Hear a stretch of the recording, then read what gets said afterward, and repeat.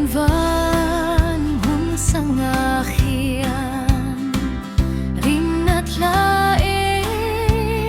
kaleng kina tlana disen zaraka janvera ovandum pia flum kika tani o tlana mak tlana du hom tlana lu swala klita te tlana chu hovel zom zom swala te min tlan tu chu ifak ang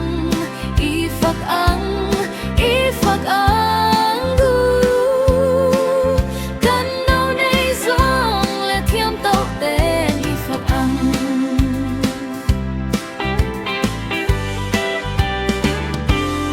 Olalpa kapatyan kathinmu chungahian tatwanin nang lo cheng reng la hitlarau fin na hiat thiam thei na min perau leiru sum hlut na te kangai tuana alua pam lalpan nang man min tlan na thu luhi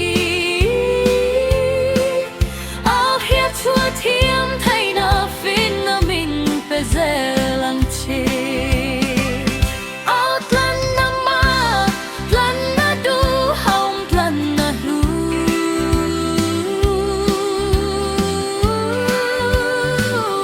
au tlan na ma tlan na du hom tlan na lu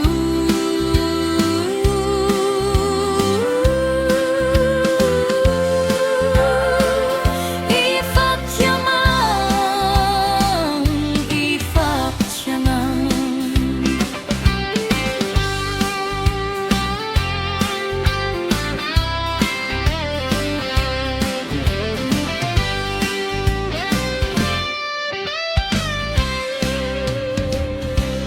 sualat hitaf tetlana